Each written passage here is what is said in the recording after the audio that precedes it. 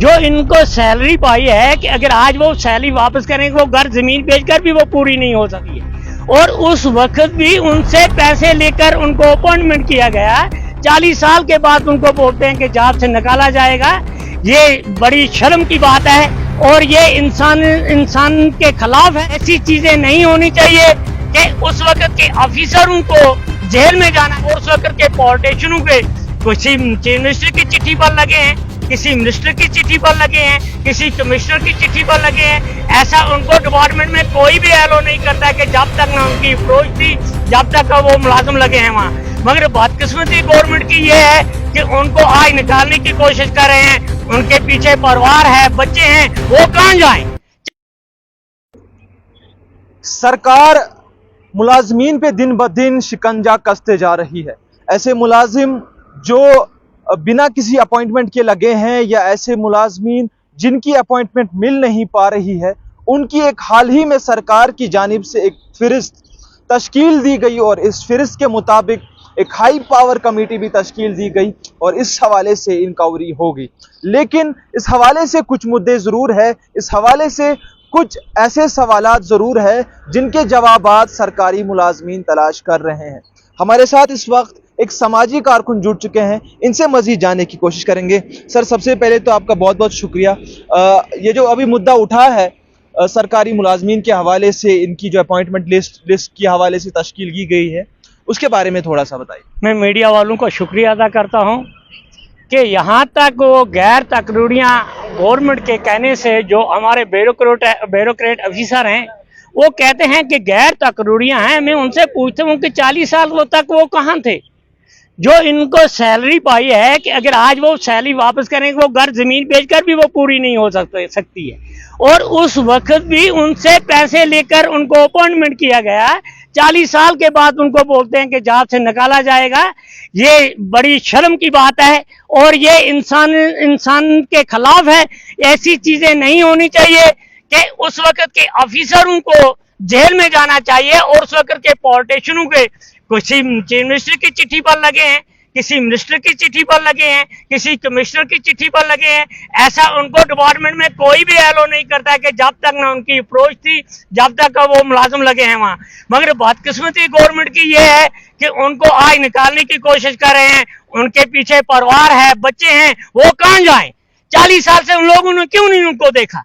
आज क्यों उनकी बात कर रहे हैं? ये बड़ा निंदनीय है और सरासर गलत है। ये इंसानी खिलाफ है। आज गाँव में जो जिन बच्चों को बड़ी मेहनत से उस वक्त भी उनको करप्शन, अगर उनके मुंह खोलेंगे कितने 10-10 लाख 5-5 लाख उनसे लिया गया।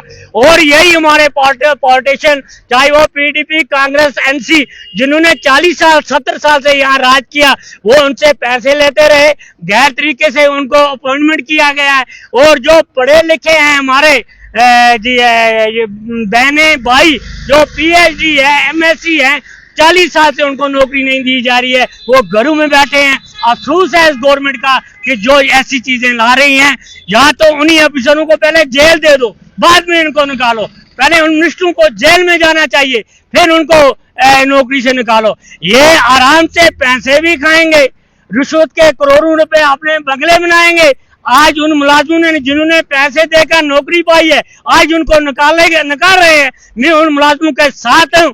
हाँ, उनकी डोनेशन करो, अगर सर्विस में उनकी प्रमोशन हुई है उनको काम करो, मगर नौकरी से नहीं निकाला जाएगा कि 40 साल से उनकी सर्विस कहाँ गई। वो गवर्नमेंट गलत है जिन्होंने उनको लगाया है, जिन्होंने तकरीरियां की हैं। और उन पर कमिश्नर पर जेल होने चाहिए। हमारे जो चीफ सेक्रेटरी रहे उन पर जेल होनी चाहिए। यहाँ की एनसी और पीडीपी के जो कांग्रेस के मिनिस्टर थे उनको जेल होनी चाहिए। उनके बजाय उन्हीं को निकाल रहे हो और उन्हीं मुलाजमों को जिन्होंने करप्शन देकर नौकरी लगी है। अफसोस है कि ऐसा नहीं चलेगा जम्मू कश्मीर में। जम्मू कश्मीर के लोग जाएंगे और सड़कों पर आ जाएंगे। वो बच्चों को क्या खिलाएंगे जिनकी नौकरी चली जाएगी 40 साल से बाद, उनके पास कुछ नहीं। यहाँ पे एक जो अपने नाज़रीन को मैं बता दूं, यहाँ पे एक जो नुक्ता उठता है वो ये है कि पहले ज़माने में अगर हम 20 साल की बात करें या 25 साल पहले की बात करें, तब कागजी कार्रवाइयाँ होती थी और कागजी चीज़ें होती थी।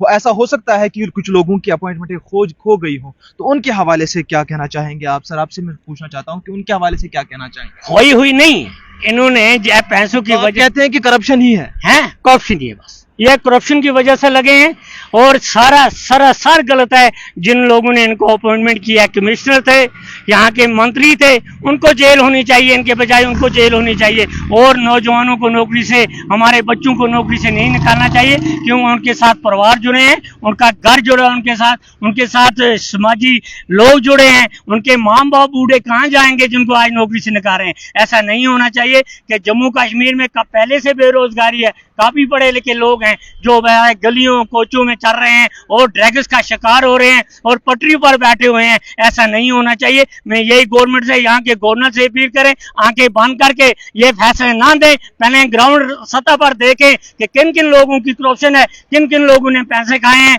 और बाहर से आकर उनकी सिचुएशन और यहाँ के सोशल एक्टर को बुलाना चाहिए कि क्या ग्राउंड की पोजीशन क्या है। ऐसे आर्डर करते हैं कि उनको निकालो, फिर तो सबको निकाल दो, फिर क्यों नौकरी रखी है? पूरे जम्मू कश्मीर के मुलाजमों को निकालो, क्योंकि करप्शन से लगे हुए हैं। नई भर्ती कर लो। हमारे नौजवान काफी पढ़े लिखे बैठे हैं, वो घरों में बैठे हैं, PhD बैठे हैं, MSc बैठे हैं। सर वही तो सवाल है ना, अगर यहाँ पे 6.5 लाख तक के नौजवान हैं, पढ़े लिखे हैं, अभी घर पे बैठे हैं, लेकिन कुछ ऐसे लोग हैं जिनके पास ना कोई क्वालिफिकेशन थी और वो गलत तरीके से बैकडोर एंट्रीज हुई है, सिफारिशें हुई या करप्शन किया। ये जो नौजवान है आज के, ये उनकी नौकरी डिजर्व नहीं करते। आपको नहीं लगता है सरकार ने अच्छा स्टेप लिया है? ये सरकार ने अच्छा स्टेप तो लिया है, मगर जो बेचारे बेरोजगार है, जिन्होंने करप्शन देकर पैसे देकर नौकरी लगी हुई है, हम नहीं कहते हैं कि हमारे पढ़े लिखे लोग हैं और इनको मैट्रिक पास और 12वीं पास को नौकरी लगाते हैं, जहां भी इनकी नई अपॉइंटमेंट रहते हैं, ऐसे एग्जाम देते हैं कि KSIS का एग्जाम जैसा होता है। वो कहाँ मैट्रिक पास निकालेंगे? जो गांव के बेचारे घरों में पढ़े हैं, गांव के स्कूलों में पढ़े हैं, जो वही पास करेगा जो हाल अमीर का लड़का होगा, जिन्होंने शहर में अच्छे अच्छे कॉलेजों में डिग्रियां हासिल की हैं। वो गांव के लड़के कहाँ बेचारे एग्जाम पास करेंगे? KS जैसा पेपर लगता है उनको चपरासी के लिए, और चपरासी ने क्या लिखा पढ़ी करनी होती है डिपार्टमेंटों में। और जो हमारे मेडिकल में वो एजेंसियों के कुछ गार्ड लगे हुए हैं, कम से कम उनको 7,000, जो उनका ठेकेदार है 20-25 हजार एक आदमी का लेते हैं, उनको 6-6 हजार। गवर्नमेंट क्यों नहीं डायरेक्ट उनको लगाती है? उन्हीं को डायरेक्ट भर्ती करें, उन्हीं को नौकरी दे दे गवर्नमेंट, अपने हिसाब से उनसे एफिडेविट ले। उनको 10,000, जो 7,000 ठेकेदार देता है, 10,000 गवर्नमेंट दे, उनको एफिडेविट ले, ना वो प्रमोशन मांगेंगे ना नौकरी को परमिट के लिए कहेंगे। तो ऐसे निज़ाम, ऐसा सिस्टम यहाँ इनके पास है नहीं। पता नहीं कहाँ कहाँ से आते हैं, सिस्टम बनाते हैं, इनको पता नहीं है ग्राउंड में क्या हो रहा है, लोगों की क्या हालत है। कमिश्नर जो जिसको करोड़ों रुपए का TADA बन जाता है महीने का, 5-5, 6-6 लाख रुपया तनख्वाह, अपनी तनख्वाह में वो कटौती नहीं कर रहे हैं, सिर्फ चपरासियों के पीछे लगे हैं, अनएम्प्लॉयड के पीछे लगे हैं। मुझे अफसोस है कि ऐसी गवर्नमेंट का, ऐसी एडमिनिस्ट्रेशन का ऐसे नहीं होना चाहिए। गवर्नर साहब को दिमाग खोले और यहाँ के अच्छे इनको बुलाएं, जो अच्छे यहाँ के शहरी हैं, जो पढ़े लिखे हैं, वो बताएंगे कि ग्राउंड में यहाँ क्या है क्या नहीं। बहुत बहुत शुक्रिया। तो ये थे सामाजिक कारकुन किशन सिंह बेदी।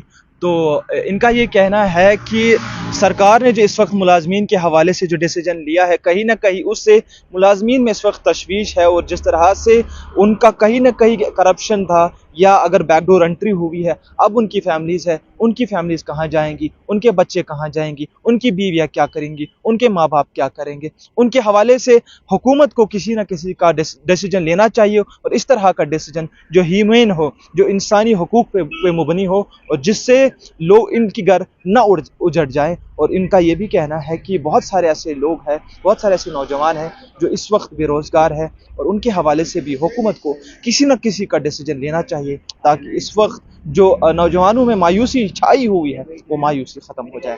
आप देखते रहिए the watchdog news network, Abrar मतू के साथ।